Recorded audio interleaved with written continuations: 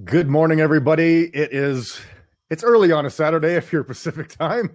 I'm an early bird and I'm still just kind of shaking off the cobwebs this morning, but I got my morning coffee, so everything's all good in my reality.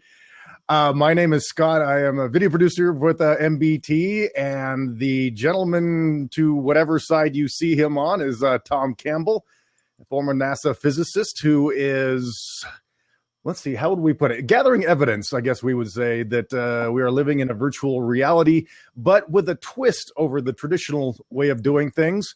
And on my other side is Vanessa. Say hi, Vanessa. Hi, guys.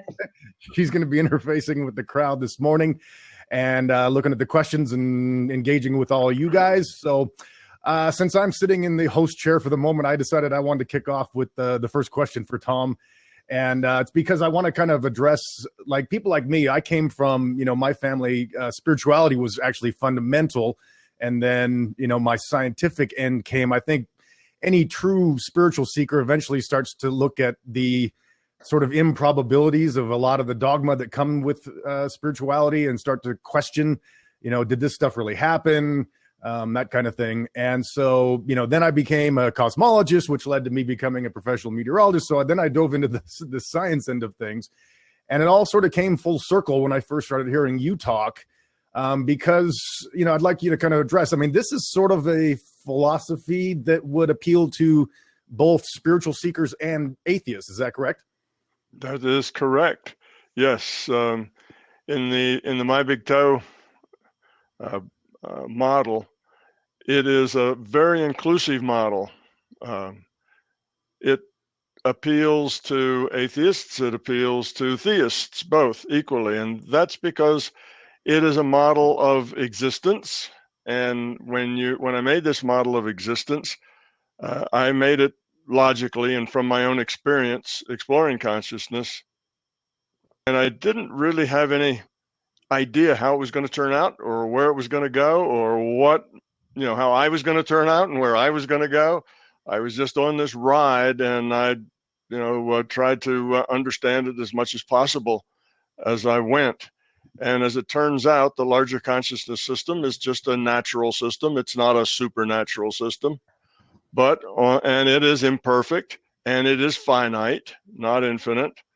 But at the same time, it serves almost all of the functions that theists attribute to God.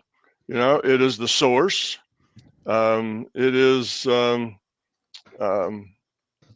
interested in our own evolution because our evolution is tied to its evolution. So it's kind of interested in us even individually. It is the one that creates our virtual reality that we interact in. So it's the source not only of consciousness, but it's the source of our physical universe as well. So we can go on and on with these attributes, and they sound an awful lot like what the theists attribute to God. So it tends to fit both camps. The atheists can say, see, I told you, there's no, supernatural being that's in charge of everything. It's just a natural system. And the theists can say, yeah, see, I told you, there is this higher power that, is our source and has evolved everything, and we're in its image, and, on and on. So they're both right. And that's one of the neat things about this philosophy, is that it is very inclusive. I've had any number of people tell me that I sound just like a Tibetan Buddhist, that I sound like a Zen Buddhist, that I sound, like Gnostics out of the Christian esoteric sect. I sound like Kabbalah. I sound like the Hopi Indian medicine man, and on and on and on. So I think that's just because it's universal.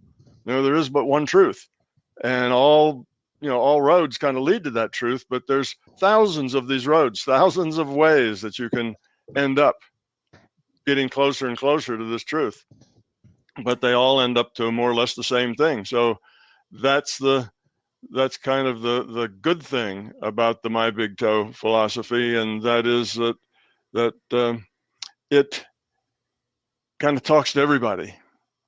It doesn't really leave anybody out. I guess the only people it leaves out as a group are the people who are very dogmatic. Right. And whether they're dogmatic as scientists or whether they're dogmatic, in religion, doesn't matter. The dogmatic people get left out. But other than that, everyone else can find themselves in this ideology someplace. Yeah, I think that point is, well put, that, for the longest time, I, as a theologian, would hear from scientists, oh, religion, it's so dogmatic and it's covered in that. And then I would look at scientists and go, yeah, but you're buried in a dogma as well. That's a universal truth. And as you mentioned, I think in our last stream, I mean, if you look into Hinduism, they have a word, for our reality, which is called Maya, which is, literally translates to illusion. The Buddha used the term illusion. I believe it's in Corinthians that Paul says something about, now I see this, but then I will see this, the fullness of everything. So in a lot of the spiritual things that are going on, I mean, it all matches up. My brother has a PhD from Princeton Seminary, is a practicing Christian minister, and I sent him the double slit experiment, and he was like, oh my God, this is right along, a lot of my things I've been thinking. So, to me, this has a really large appeal for people who are spiritual seekers, at their core, but really have a mind for wanting to have some form of, realism or some kind of something that makes sense rather than just taking somebody's word for it. So I think this is a great opportunity for people who are spiritual to take a look at. And it combines a lot of things, Scott, too. Mm-hmm. And that is, it unifies things. So now physics and metaphysics kind of become, part of one bigger thing. So it unifies that, the physical and the non-physical, mind and matter, they all become part of one bigger thing. The normal and the paranormal, that's another, all become part of a bigger thing. So rather than seeing all these little pictures that are exclusive one of the other, once you get to the bigger picture of understanding how everything fits together and is connected, then suddenly all of these things that seem like they're opposite, philosophy and science, they all are not opposite anymore. They're all just looking at the same thing from a different perspective. And they've all just taken a piece of that bigger thing and made that their, the place where they work. And then, of course, it looks like everybody else's piece is somehow inferior and not as good or something, but they're all pieces of the same understanding. Right. Yeah. And I got to admit that as much as I've been, a seeker for a lot of years, the one thing that, once I got turned on to your philosophy, it was one of the big things is looking at the subjective universe from somewhat of an objective way that, I for the longest time, I was like, well, it's an objective universe. So you have to do this and it's going to prove that. And then, you started talking about that we might actually be able to somewhat prove the subjective. And suddenly I started looking around and realized that the vast majority of everything we encounter is subjective. And in fact, our subjectivity is largely what creates the reality that we're in. So. Absolutely. Yeah, science has limited itself to the objective, period.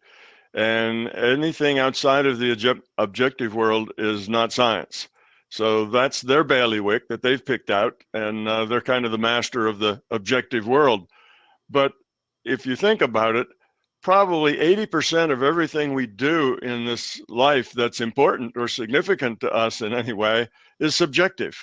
Most of where the meaning is, most of the content, most of the stuff that is really significant in our life is all in the subjective realm. It's not in the objective realm. The objective realm is just about the stuff. It's not really about what's significant and what's important. It's not about the love or the caring or even the fear or the anger or the pain. All of that's subjective. The quality of our life is primarily subjective. So then we have science that is totally, isolated itself just into that part of our life that is the least interesting and the least meaningful to us. But it is meaningful in that it's created a lot of gadgets and a lot of technology and a lot of things that enable us to talk like this all together, all sitting in our own homes, but talking to hundreds of people at the same time. It's not that the objective isn't important. It is important, but it's not the center of our life.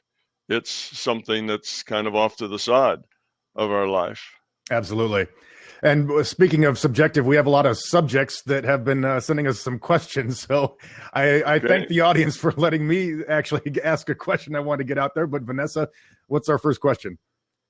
Okay, yes. First question is from Cheryl. Cheryl is asking, Tom, have you always had low entropy? Or did you have several lives that were hard where you lowered your entropy slowly over time?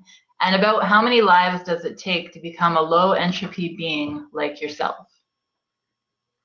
Well, I'm not any different than anybody else. I had to start at the beginning and work my way to wherever I am now, just like everybody else. And yes, I had many incarnations or experience packets, as I call them. And I struggled and struggled just like, everybody else struggles. And actually still struggling in the sense that, we're all struggling at whatever level in the evolution game we're at, then we're still trying to figure things out at that particular level. It never really ends. But the difference is that when you are at the beginning levels, the struggle is usually painful. The struggle is not nice. The struggle is something that makes you grit your teeth and swear. But the struggle, as you get a little further down the evolutionary path, the struggle is fun and it's joyous and it's interesting and it's not at all painful or agonizing or difficult. It's, well, I should take that back. It's still difficult, but it's difficult in a good, positive way. Sort of like doing a jigsaw puzzle or doing some other kind of puzzle is difficult, but it's still fun and interesting to do. So yes, I've learned a lot. I've learned a lot just in this incarnation from where I started. If you would have known me back when I was, 19 or 20 or 22 or even 25 years old, you would have seen a very, kind of brash and arrogant young physicist who thought he, knew almost everything that was important about the world. And fact was, he knew very little that was important about the world. So that's just been in this lifetime. But yes, I've been around a bit, and I started this life as a very right-brained child. My sister will tell you stories of me kind of zoned out chanting when I was like 5 and 6 years old. I would tend to go into altered states of consciousness with chanting quite often when there really wasn't anything better to do, like riding in the back seat of a car, going someplace that takes hours to get there. But in any case, yes, I came in already having prepared myself for this incarnation in the last several. So it's a work in progress, just like everybody else. I'm not particularly special in any way. Well, it looks like we've got a lot of questions lined up, so why don't we roll to the next one? Yes, Jack has a question. Jack is saying, if our consciousness is limited by these physical bodies and brains that we're tied to at the moment, does that mean that when we die, we have more ability as consciousness, as we're no longer under any constraints? Can we think in much broader ways and process more complex information or concepts without the limitations of our biology? No, it doesn't work like that. The way consciousness and the body work together is that the body, the avatar, sets the constraints on consciousness as far as what the consciousness can do with that body. Okay, think of yourself as a player of World of Warcraft.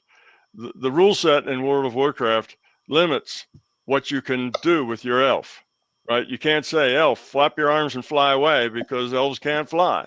So you're limited to an elf that can't fly. And if your elf is hurt or wounded or has lost his hit points, then you have to deal with an elf that doesn't have many hit points anymore, has lost his spells. So it's that avatar, the elf, and the rule set that limit what the consciousness can do, the choices that can be made. So that's the role of the physical world, of the body. But it does not limit, that avatar does not limit what the consciousness can do as far as being consciousness goes. It only limits what it can do as far as giving the avatar instructions. It can't give the avatar instructions to do something that it can't do, that's not supported by by the rule set that defines the avatar. So the consciousness can go explore consciousness, can grow to whatever extent it can grow. It can, explore the consciousness system. It can understand things on a much higher level. It's able to do everything that consciousness can do, and it can grow up just as much as consciousness can grow up. It's not limited at all as consciousness. Its only limitation is what it can do with that avatar. Okay, so it's got an avatar, and the avatar has just been in an accident and has only one arm and one leg. Now the choices that it has are different. The challenges it has are different. The choices are different. And I might add, the choices are just as valuable, just as good, just as instructive, and you can learn from them just as well, but they're different. So that's the limitation that we have. So when you die and you get rid of the body, you don't suddenly become brilliant and understand everything. It's like, now that I'm, in the non-physical, that I'm not in this physical reality anymore, now I see it all. I see the whole picture and everything's perfectly clear. It's not like that. It isn't any more clear after you die than it was before you died. That is your own development within consciousness that makes it clearer or not clearer. And dying doesn't really make you any smarter.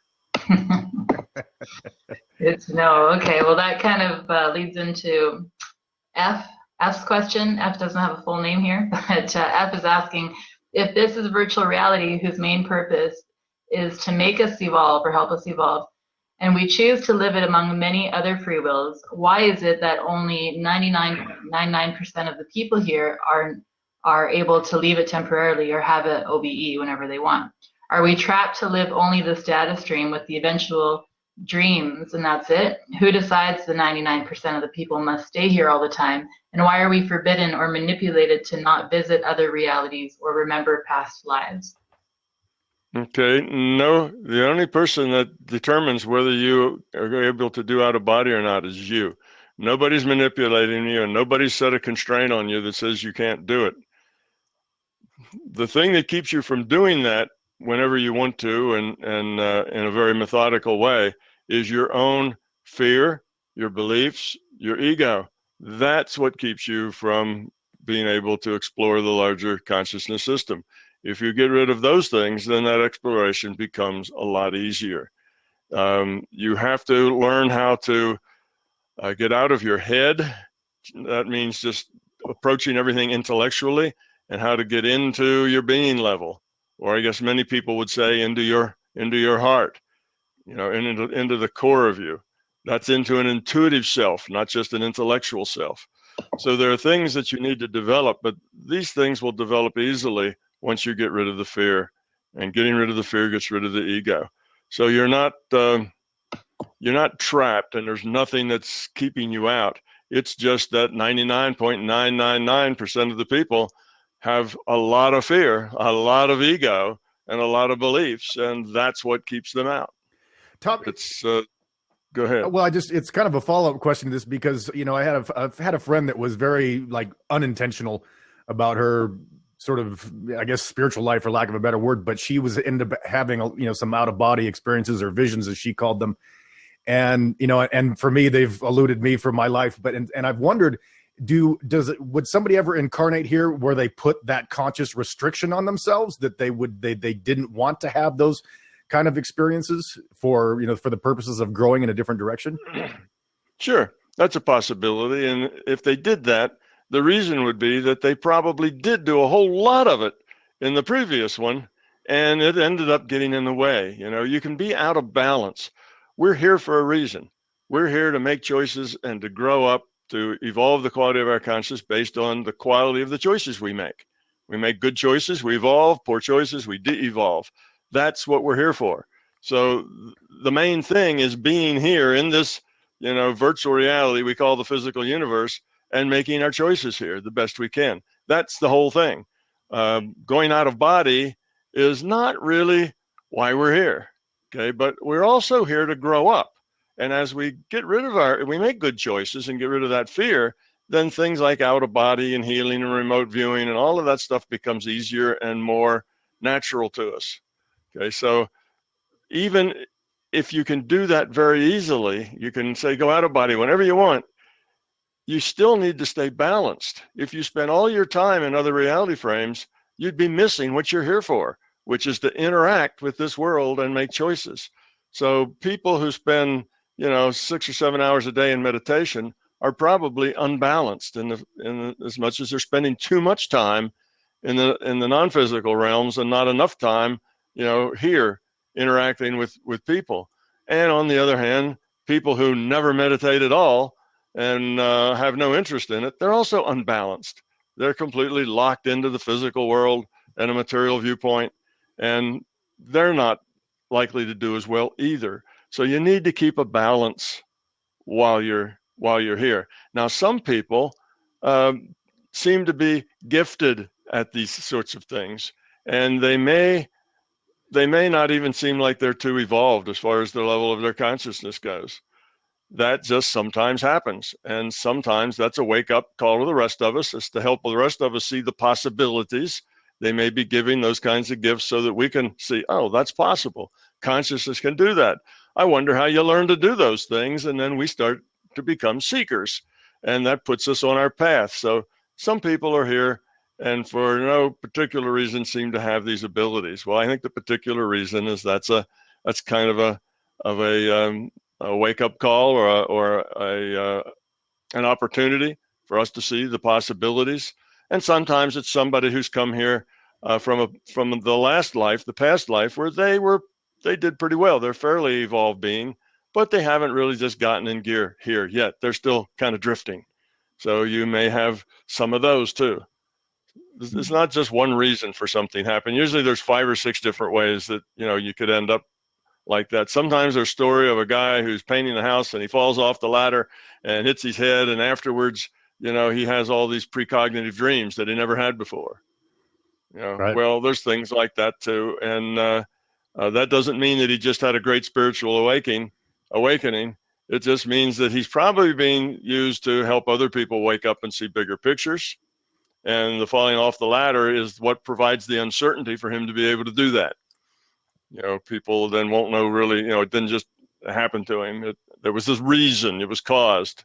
And it seems like it's a physical thing. You fall off a ladder and hit your head just right. It changes the way you think. Right. But that's so we can kind of make that story up, but that's not really what happens. But it's a good cover story.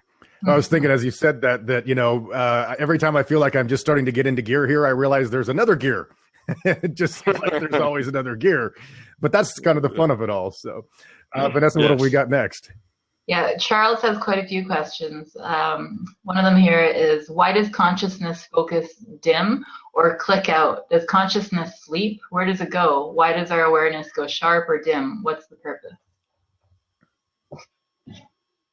Well, there's a couple of ways to answer that. Of course, we click out every night when we go to sleep. That's one thing. But the consciousness isn't just biding its time, twiddling its thumbs, waiting for the sun to come up. Mostly that consciousness is still working, and we call those dreams. The consciousness in the dream reality is just like the consciousness in this physical virtual reality. It's making choices, and by those choices, it's evolving or de-evolving. So we work all day and then we work all night. Consciousness is kind of working all the time in that way. Now you are in delta sleep sometimes where you're not dreaming and you're not awake here.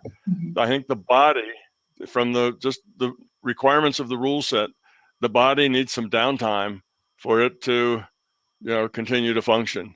It can't just keep functioning 24/7. Its biology says it needs a break and it needs time for it to reconstitute itself. It's just the nature of the rule set in our biology. So sometimes the consciousness can be doing other things. It's not necessarily a dream you remember. It's maybe processing other kinds of information, but it's not in your intellect. So as far as you're concerned, it's not doing anything because it's not in your intellect. But just because it's not in your intellect doesn't mean that it isn't working. You're a multidimensional being, and you work on more than one level simultaneously at the same time. So your consciousness is functioning many times when you really don't know anything about it. It's just working in the background. So for you, that means it feels like your consciousness is turned off. Not necessarily. It's just turned off to your intellectual awareness. Okay. And then Peter also has quite a few questions. One of them being, Tom, why are you certain the virtual reality system wants us to have the awareness that we live in a virtual reality? Will this awareness not lower the intensity of our experience here? The awareness will certainly reduce fear, but will not the range and intensity of our emotions also decrease? Yeah. No, I don't think there'll be any negative issues with that knowledge. You see, you have to grow up in order to understand this bigger picture. It's a growing thing. Now, you could just understand it intellectually and not actually get it at a deeper level, but that won't help you any. You're not going to grow up much there. It won't change you any. You'll still be just the same as you were. But as you get a bigger picture, you get more efficient and effective at making better choices. If you don't have a big picture, then it's, my metaphor is you're like, a clueless player wandering around, in the playing field, having no idea what the game is. Well, if that's you, then you're not going to be very good at making good choices because you don't even know what defines a good choice or why good choices are important. But once you understand the bigger picture and you see that this is a virtual reality that has a purpose, you understand its purpose and your purpose, now you can play the game much more effectively because you understand the game. And it just makes it a whole lot easier to do better at it. So the system does want us to eventually understand the game and to get better at playing it. But you can't force somebody to understand it. They have to get there on their own. You see, if you just explain it to them intellectually, it won't help them any. They have to grow up to it.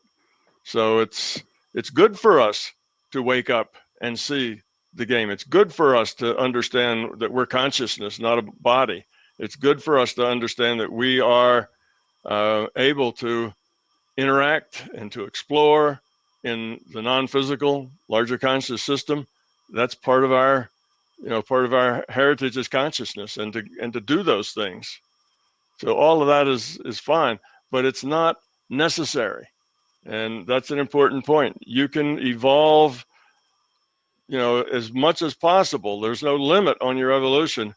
If you never explore consciousness, if you never go out of body, if you never do anything paranormal, that's not a problem. That won't hurt your growth at all. You can grow as much as as much as possible just from the choices you make here. The rest of that stuff is optional. And as you get a bigger understanding, well, the rest of that stuff kind of happens anyway, but it's not necessary. It's kind of a peripheral thing. So don't feel like that if you don't do paranormal stuff and you don't go out of body, then you can't grow up. Growing up is about making good choices here, not about using your consciousness to explore the larger system. Since we're reaching the halfway point, and speaking of making good choices, I did want to mention to the audience that if you didn't get the word, we have reached our minimum goal. I believe we're now at around 178K.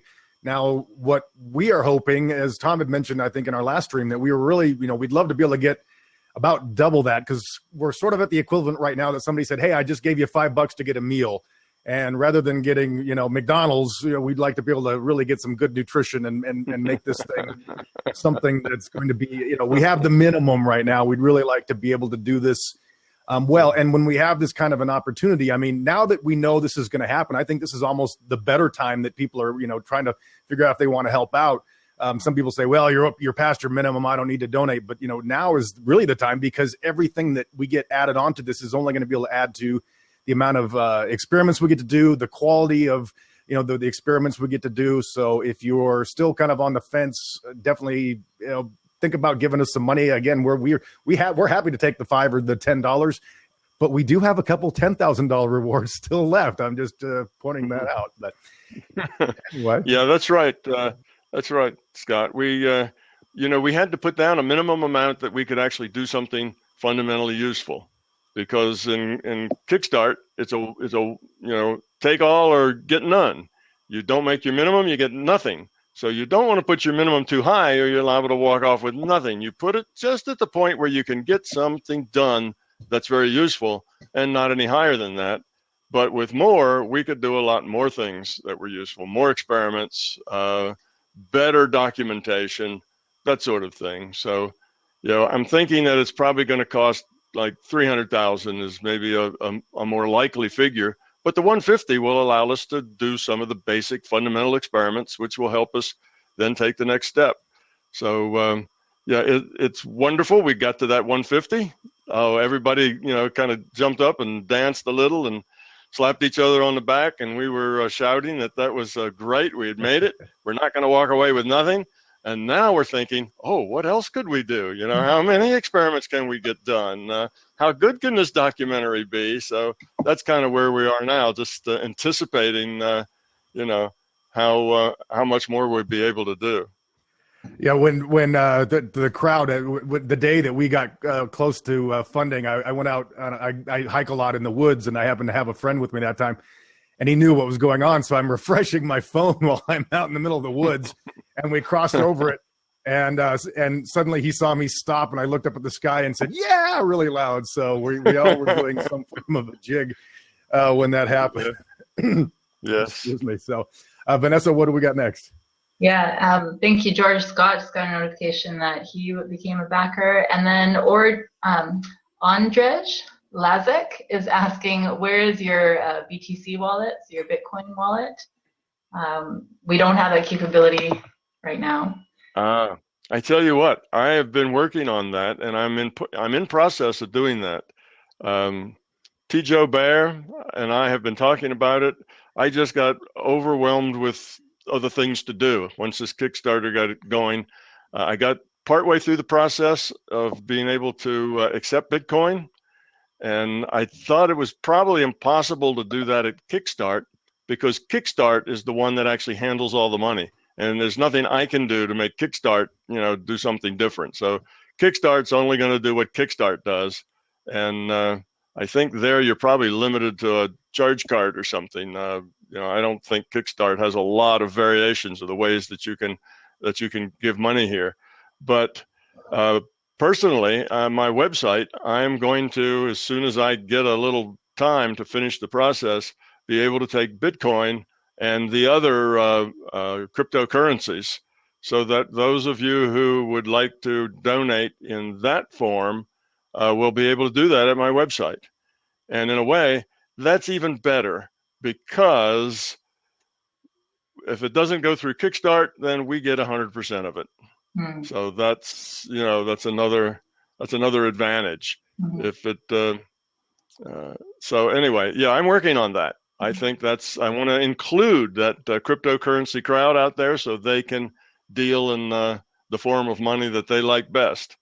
And it'll probably be another couple of weeks. This week coming up is saturated. I've got to be 2 or 3 places at the same time almost every day, this week. So it's not going to happen this week, but shortly afterwards, I will have that ability to take Bitcoin at the website.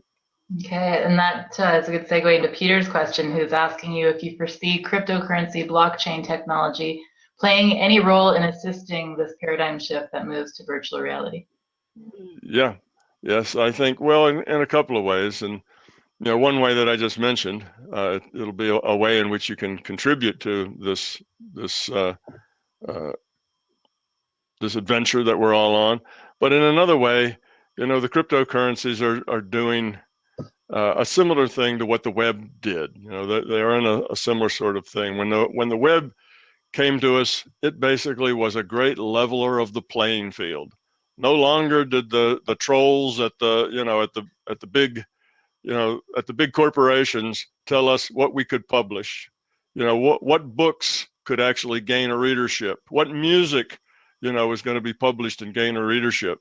So rather than have the big giants kind of filter everything for us and let them decide what choices we had an internet that leveled that playing field, and anybody can publish a book. Anybody can say whatever they want and publish that, and it can be seen by hundreds of thousands of people.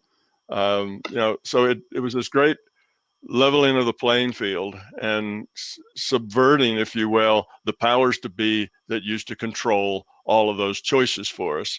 And the Bitcoin's doing a similar kind of thing. They are circumventing all of the financial process that goes on that primarily feeds the big boys, the big banks and others. And by getting out of that system and creating their own system that is basically an internet-based system, they are kind of doing a run around the big players and the control that the big players have.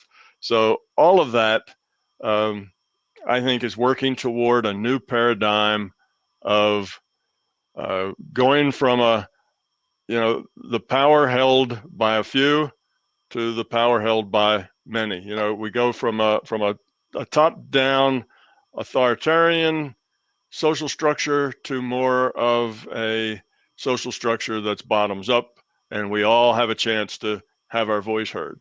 So I think that's good news, and that is on the same path that we're going as far as this being a kinder, gentler place where we can care more about each other and less about ourselves. So yes, I believe we're all kind of headed in a similar direction, and there's many different pathways that can get us there. The people that are concerned about sustainable economics and sustainable ecology and so on, that's all part of the same thing. We're having the kind of taking the power to make those choices away from a few people and distributing them across a lot more people. And I think that's a good thing. Yeah, the good news is that we all have a voice. The bad news is that we all have a voice. That's exactly. Well, that's our ability. That then helps us with all those extra choices that we have. That helps us grow up. We're going to have to grow up to shoulder the responsibility of those choices. It's easy when you're a child and daddy just makes all the choices for you and you don't have to worry about it. Daddy says, well, we're going to publish these books and these records and you can listen to one of those, and otherwise you don't get to listen to anything. And we say, okay, Dad, you're in charge. And we don't need a whole lot of responsibility. But suddenly, when we can, have a lot of influence ourselves, now we're going to have to grow up some to handle that. So yes, the internet's wild and woolly frontier. It's still got a lot of charlatans and, a lot of people who would try to steal your money and trick you and, take advantage of you. But that's just part of the growing up process of sorting all this out. I don't think it'll always be that way. It's kind of an interesting way to watch, what you talk about as far as the ego, that, you see these people that, the phenomenon of internet trolls and stuff like that people are, it's not going my way, so I'm mad, and it should be going my way. And it's just really you're like, wow, that's ego incarnate right in front of my face. It's an interesting thing to have to deal with. And I do the same thing. I notice it for, myself, but it's really amazing once you kind of tune into the need for everybody to have things go their way, and how much we're seeing that manifest with everyone having their voice. So in the evolutionary process, hopefully we're just going through sort of the tantrum phase of humanity at this point. All right, what's next, Vanessa? Yes. Okay. So next we have a question from Dave, and Dave is asking, how does the larger consciousness system measure entropy? Well, that's a good question. How does the system measure entropy? It does that through its own ability to look at the probable future. Okay, there's this probable future database. And the way you measure entropy for, say for a choice, how do you know that a choice is low entropy? You have to pardon my voice here. I've just been got a tickle in my throat and been coughing a bit. But anyway, let me see if I can get going here enough to answer the question. Everybody has a voice, but Tom's is just a little bit impaired at this moment. Yeah, right. I'm going to take one of these lozenges and maybe that'll help. Anyway, it has this larger consciousness system, and that system allows it to project forward the results of any particular choice. Well, if I make this choice, how will that affect others? How will that affect the other choices, that others make? And where does that go? Does it go to a place that has more order, more caring, or less order? What does it do? Does it create trust? Does it create cooperation, or does it, break trust and make people less likely to cooperate? So it looks at the probable interaction of a choice and decides whether that's a high entropy or a low entropy choice. So that's kind of how it judges. But all right, let's get over this. All right. But mostly it just works out on its own. It doesn't have to be measured, in the sense that if we make bad choices, that just naturally affects other people in ways that annoys them, which encourages them to make bad choices, and so on. So the entropy just happens. As we interact with each other, the entropy just happens however it happens. If we make good choices, caring choices, that helps other people make better choices, and the entropy just goes down. So it's not really like day to day and every moment one has to measure the entropy. Entropy just is a natural part of a system as the system interacts. Now, where you need to measure it perhaps is if you want to assess how somebody's doing. What they've done over the last 10 years. Have they been lowering their entropy or raising their entropy? And there you could just look in the history database, look at the probable future, and you could have some idea of how they're doing or what they're doing. But that's not really a thing that one has to do very often. You can do that on yourself. You don't need any particular entropy measure meter for that. Your entropy meter is your feelings. Look at your feelings. If your feelings are very positive, then your entropy is low. If your feelings are always, love, caring, happiness, joy, satisfaction, if that's your life, then you're a low entropy being.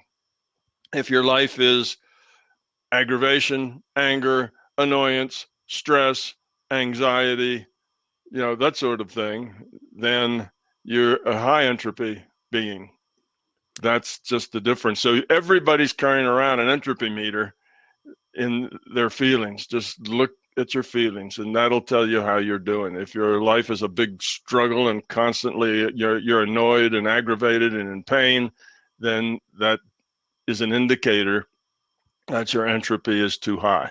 You need to make better decisions. You're making them in a self-focused, self-centered way. So that's how we kind of get a sense of our entropy and where we are in this thing. So we can kind of measure our own entropy as we go.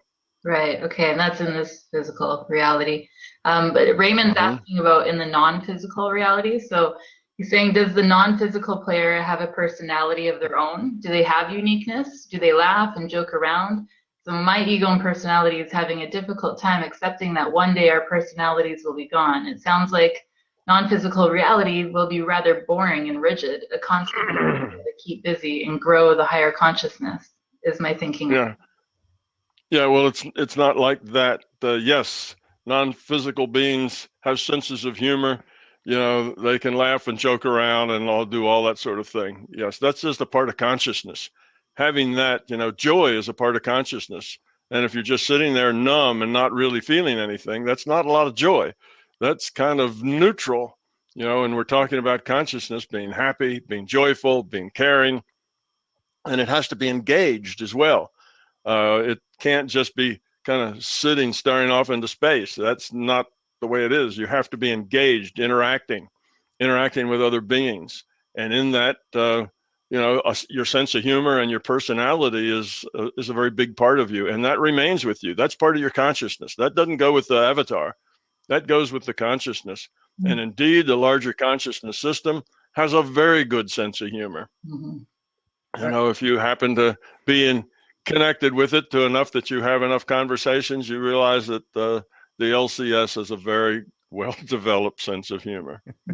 I mentioned a while back that, I was trying to look for my spirit guide, kind of quote unquote, and the only thing that came into my visual was Will Ferrell as my spirit guide. And that's actually stuck with me now, that when I noticed that, there's sometimes where I get into this little vortex of like, life kind of, knocks me on the head, and I'm like, oh, I'm getting over this now. And then it knocks me in the head, and I always go, thanks a lot, Will. Like, hey, the great sense of humor there. I really appreciate you. He's got this really wry sense of humor that sadly matches my own, because it's like, hey, you shouldn't have the same sense of humor that I do. But anyway, Vanessa, what have we got?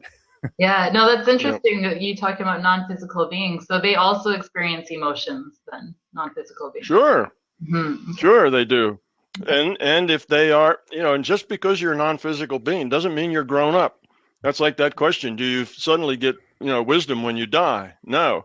There's a lot of non-physical beings, and by that I mean beings who don't have a body in this virtual reality or any other virtual reality. There are a lot of those who aren't very grown up. So when you talk to a non-physical being, they may not know as much about what's going on in the big picture as you do. Just because they're wandering around in, let's say, other virtual realities, not your virtual reality, doesn't make them smart. So some of them are smart, some of them are dumb. Some of them are really nice and cheerful and happy and willing to help, and some of them would just as soon trick you or cause you problems as not. So it's they have different levels of quality of their consciousness as well. They're just not generally, unless they're in a virtual reality like ours, they're just not learning as fast because they don't get challenged as much. Our virtual reality is wonderful because it challenges us a lot. And if you're in a non-physical or like a dreamlike reality, you're not challenged so much. It's a much softer space to be in. It's not quite so harsh. This is a harsh reality that we live in. There are consequences for everything you do. Yeah. Dream reality, not so many consequences. It's the consequences just kind of fade off. You don't really have to pay the price. Here you do. That's the major difference. So this is the fast track. We're in the learning accelerator here, but that means it's hard and there are consequences, and it takes a lot of effort to succeed. But when you do succeed, you can succeed, in large measure here, where it's hard to do that other places. And that's why it can feel like for some people that this is prison for our spirits, or that this can seem like hell. A lot of people see it that way. Yeah. Well, I've heard that. I've heard a thing that is floating around the internet. Our culture is very fear-based. So anything that anybody could possibly be afraid of, gets a lot of traction in the internet. So if you can think up something that's scary, well, you'll have 100,000 listeners or readers who want to be scared with you. It's just the way we are. We're very fear-based now. Yeah. More so than we have been. So there's just fear coming from every direction. And I've heard that what is it? The byline is don't go toward the light. That's a trick. This is the prison planet, and all of we individuated units of consciousness, or souls, if you want, are tricked and trapped here. And we slave away for our masters, et cetera, and it's a bizarre thing, and it's total and complete nonsense. But the fearful will rally around almost anything that shows them as the victim and something else that's bigger than they are as the master. And that's just kind of a victim mentality that is a very popular thing right now. We have a lot of people in our culture that see themselves as victims. And if you're a victim, you basically have given up your free will and given up your power. And now all you have left to do is really complain and talk to each other about how awful it is, and how, the big guys, the big boys are always running over you and taking advantage of you. And now even in the non-physical, the big boys in the non-physical have you trapped here in the prison planet, so it's just more of that fearful stuff, which of course is taking us in the wrong direction. Evolution of consciousness is getting rid of fear, you see, and piling on more fear is going in the opposite direction. That's de-evolution. But it's just where we are now. And that's part of what we talked about just a few minutes ago. And that's now that we have this voice, that we can get hundreds of thousands of people to listen to what we say because there's this internet, we have responsibility. and we have to learn. We, the children, are going to have to grow up now that we can't depend on daddy to make all our choices for us anymore. Well, thank goodness, daddy was very restrictive. We don't want to be restricted in life just to the things daddy wants us to see. So now we have this bottoms up capability. Well, we're going to have to grow up. Okay, so all the children are huddled around talking about all the scary things that are out in the world, and afraid to go out of the house. Well, we have to get over that and take on the responsibility of going out of the house and not being fearful. So yes, the prison planet, right? Don't come back here, because just having all the whatever good stuff sucked out of you, and that's all nonsense. But it feeds the fear, unfortunately. You're right. Well, I was telling you about this post that I put up that says, this whole come to Earth and pretend to be human thing turned out to be a lot harder than I thought. And that resonates with a lot of people, but we don't have to see it that way, right? We can actually see it as this is a great opportunity for us, that we're ready to take on this challenge, to grow and to Absolutely. Yeah, some people have the idea, oh, it's a virtual reality, then that means nothing's important here. I can do anything at any time because it's just a virtual reality. It is just the opposite. This is a virtual reality, and there is a purpose and a point to this game. And the point is to care, to be cooperative, to not be self-centered, to become love. That's the key. And more than ever, what you do is important. Before, when it was just a material reality with no purpose, a lot of people said, well, who cares? There's really no purpose here. We all just are going to be miserable all the time because that's life, and we'll just bounce around. So it really doesn't matter. Let's go just, take drugs, drink beer, and forget about it and drop out. Well, you see, it's just the opposite with this virtual reality. Now, what you do, the choices you make are really important, because you know what the game is. So the virtual reality concept makes our choices more important. Choices that before we didn't even think about, now we have to think about them. The reactions that we have are choices. We have to think about those. The anger that spouts up out of us sometimes, and the feelings of inadequacy, and the feelings of not being appreciated, and all of that ego stuff. We have to think about it instead of just doing it and wallowing in it. So it makes all of our choices more important here, not less important. I like that. Okay, so we have about 7 minutes left to try to get in as many questions as we can. I think we still have about 10 more questions. Peter's asking here a question about Anita Morjani. She's one of the most loving Hay House authors. She did the TED Talk as well, My Stroke of Insight, where she experienced a stroke. And he says here that she had complete clarity during a near-death experience as well. Oh, Anita Marjani, right. And she gained tremendous insight, expansion of consciousness, and immediate healing when her consciousness was released from the constraints of her body. So why did that happen? Yeah, Jill Nolte, right? Was the one that... Jill Bolte. She's the one who had the stroke. Bolte, had the stroke. Yeah, well, what she experienced was right brain thinking. She was a neuroscientist.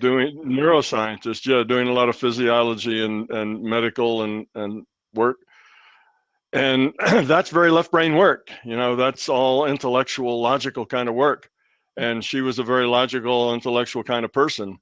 And then when she had the stroke and the left brain was kind of paralyzed and wasn't working anymore, her right brain was the only thing that was left. And she got to see the world through a totally different, portal, if you will, a different viewpoint. And suddenly her vision was holistic, not detailed and logical. And that started her on an understanding of there's more to the world than just what you see through your intellect, which got her, more involved in looking at that right brain side of her, that holistic side of her, which then, of course, helped her heal and do other things like that. So that's a very interesting video. Everybody should watch that video of Jill Nolte. Jill Bolte. Nolte, I think, Taylor. Yeah, it's a very good video about the two different ways that we see the world. One is intellectual, and the other is more from the being level. It's intuitive. And that's what I talk about, the intellectual level and the intuitive level. Or you can talk about the left brain and the right brain. These are all just metaphors for talking about the subject. But yeah, it's a very significant thing. Well, when you get more, when you pay attention to that right brain, you pay attention to that holistic thing, that's the position from which you can heal yourself and others. From the intellectual side, you're not very effective. From the right brain side, from the holistic side, that's when your thoughts, your intentions can modify future probability. That's when healing and remote viewing and all the rest of those things actually really start to work powerfully for you, is when you get out of your intellect and get into your being level. Mm-hmm. So how do we do that without going through a stroke? How do we shift from yes, well, stroke is not the path of choice, no doubt. You just work on it. You work on, well, first you start with meditation. And meditation tends to take you out of your intellectual level, because the point of meditation is to not have any of those thoughts. Stop thinking. You just are, instead of you are what you're thinking, you are without thinking. And that you are without thinking is you at the being level. So meditation is a good way to start that process, to get acquainted with you, not the intellectual you. And now it's a matter of feeling more than thinking. You feel yourself to be a point of consciousness floating in the void. That's all. You have no thoughts. And you still can use your cognitive ability there, just as long as you don't do analysis, judging, comparing, all those sorts of things. You can use your intellect as a director, but it's not something that is sorting and analyzing. As soon as you do that, you're back up into your intellect. So it's a hard thing for most of us, particularly as Westerners, to do, because we live out of our heads most of the time. That's how we make money. That's how we get paid. We have jobs, and the jobs require us to be rational and logical. And if we're not rational and logical, people call us airheads and basically write us off. So our culture teaches us to be left brain and trapped in our intellects. So for us, it takes a lot of effort to learn how to live at the being level, to live through that right brain viewpoint. And just working at it is how you get there. But meditation's probably the first and main tool to use.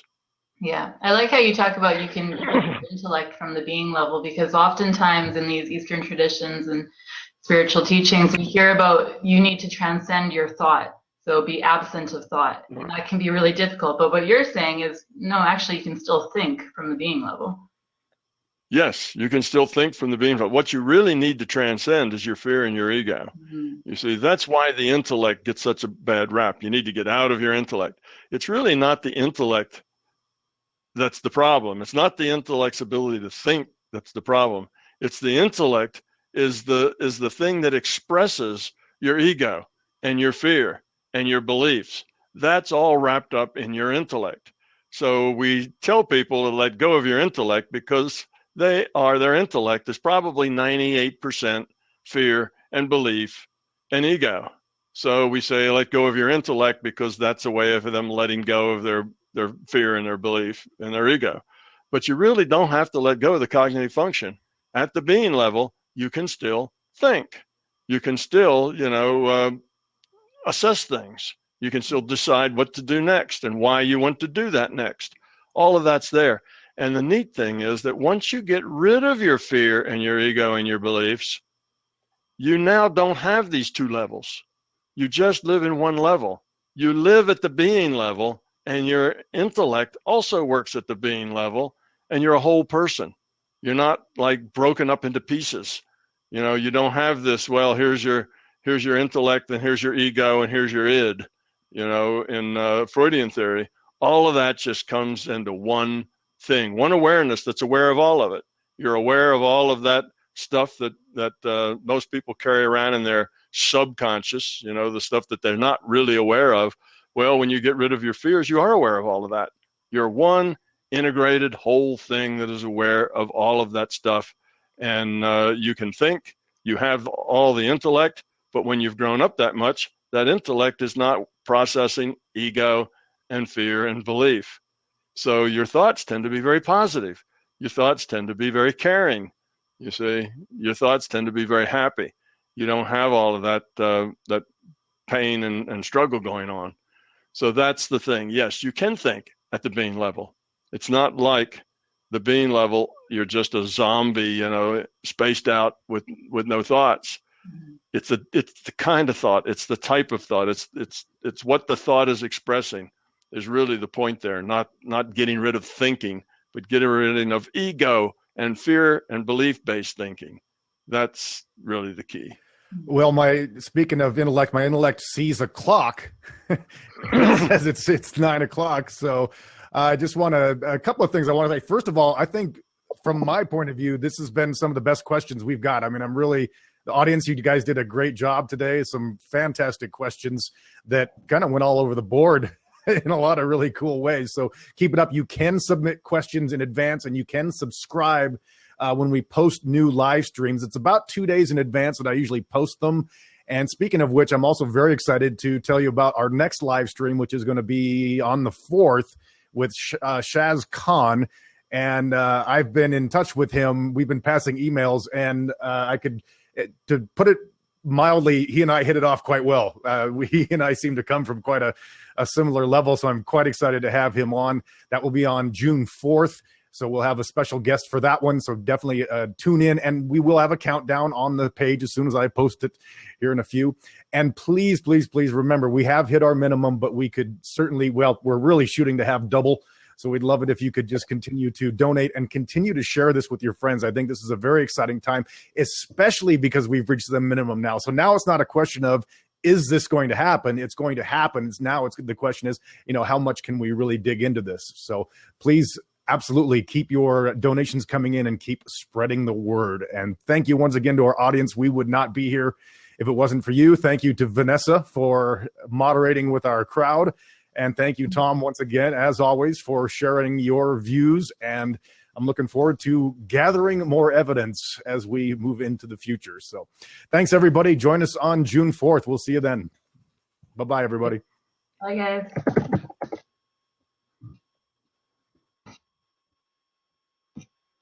All right.